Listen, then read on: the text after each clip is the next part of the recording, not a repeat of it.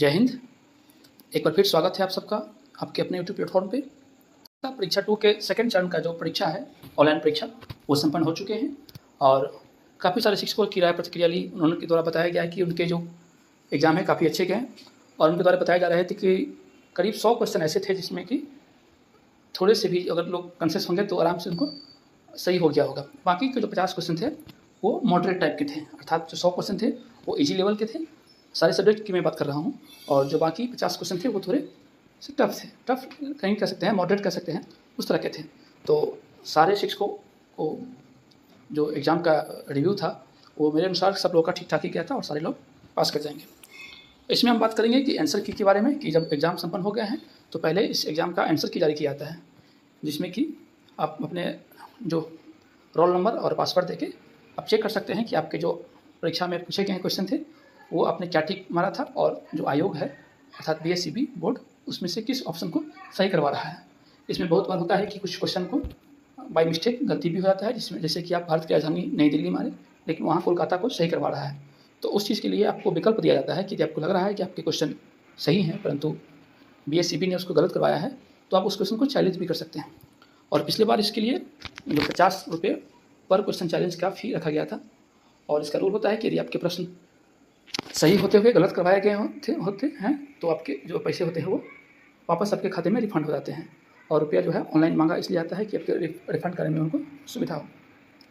और परंतु प्रश्न आपके गलत होते हुए आपने उसको सही करने के लिए मारा था तो आपके पैसे वापस नहीं होंगे। तो ये प्रक्रिया है चैलेंज करने की। तो पहले आंसर की जारी किया जाता है, फिर आपसे आपत्ति मांगी जाती है आंसर की जारी करने के साथ ही कि आप अपना आपत्ति दें, और उस आपत्ति को फिर जो BSEB है जो संचालन करता है एग्ज़ाम के, उनको दिया जाता है कि क्या ये प्रश्न पर आप विचार करें, क्या सही है, और फिर पुनः वो विचार करने के पश्चात वापस BSEB बोर्ड फिर आंसर की को जारी करती है, फाइनल आंसर की जारी करती है और उसके पश्चात रिजल्ट सुनाती है।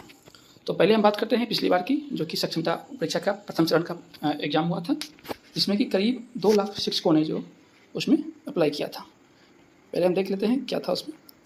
इसमें करीब 2 लाख शिक्षक भाग लिए थे, जिसमें कि एग्ज़ाम जो हुए थे 26 फरवरी से लेकर 6 मार्च तक दोनों शिफ्ट में एग्ज़ाम हुए थे। इसमें से 27 फरवरी को टेक्निकल कारण की वजह से एग्ज़ाम कैंसिल हो गए थे। और उत्तर कुंजी की बात की जाए तो उसमें 19 मार्च को जारी किए गए थे, और जो रिजल्ट है वर्ग 1 से 5 तक 29 मार्च को आया था, 6 से 8 तक 30 मार्च को, वर्ग 9 से 10 तक और 11 से 12 इन चारों वर्गों का जो रिजल्ट है वो 3 अप्रैल को जारी कर दिए गए थे। परंतु जो नोटिफिकेशन की बात करें, जो नोटिफिकेशन आया था उसके लिए उसमें बताया गया था कि एग्ज़ाम तो 6 मार्च को संपन्न हो गए थे और आंसर की जारी करने की बात की गई थी 12 मार्च को, परंतु हम यहाँ जब देखेंगे तो आंसर की जारी हुआ था 19 मार्च को, अर्थात 1 सप्ताह का वहाँ विलम्ब हो गया था। और इसके वजह से ये जो सारे शेड्यूल दिए गए थे वो सब चेंज हो गए।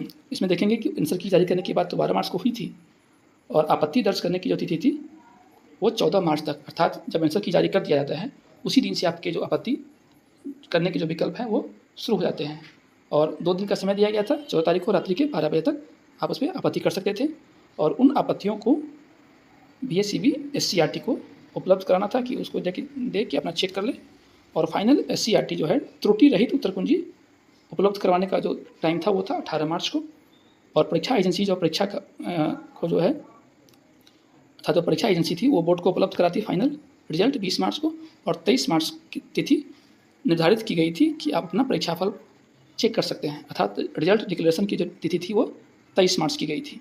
परंतु 1 सप्ताह के डिले होने के बाद 23 से 7 30 तारीख से जो एग्ज़ाम के रिजल्ट है वो 29 मार्च से ही आने शुरू हो गए थे। अगर आंसर की जारी करने में विलम्ब ना हुई रहती तो आपके समय से ही रिजल्ट आ जाते हैं।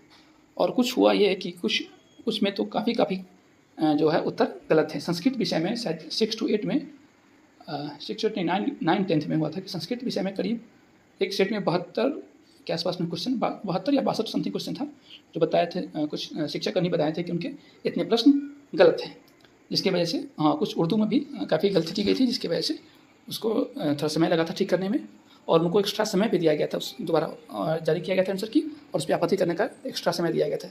इस सब वजह के सबके कारण जो है थोड़ी सी विलम्ब हुई थी। तो इसमें हम बात कर रहे थे कि जो आंसर की कब जारी होगा इसका, क्योंकि इसका एग्ज़ाम कल संपन्न हो गए हैं।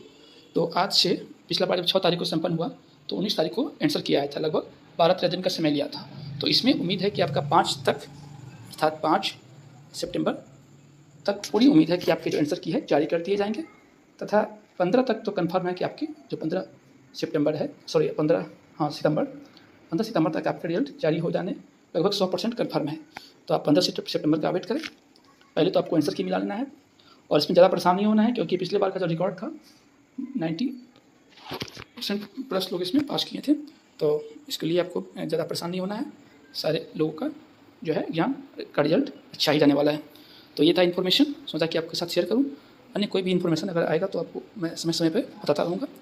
तब तक के लिए आप चैनल पर नए हैं तो चैनल को सब्सक्राइब कर लेंगे, तथा वीडियो को लाइक करेंगे, तथा अन्य लोगों के साथ शेयर भी करेंगे, ताकि उन्हें भी इसकी जानकारी हो सके कि आपके कंफर्म रहे कि 5 सितंबर तक आपके आंसर की मिल रहे हैं और 15 सितंबर तक आपके फाइनल रिजल्ट जारी कर दिए जाएंगे सारे वर्गों की। तब तक के लिए बाय, गुड नाइट, शुभ दिन, जय हिंद।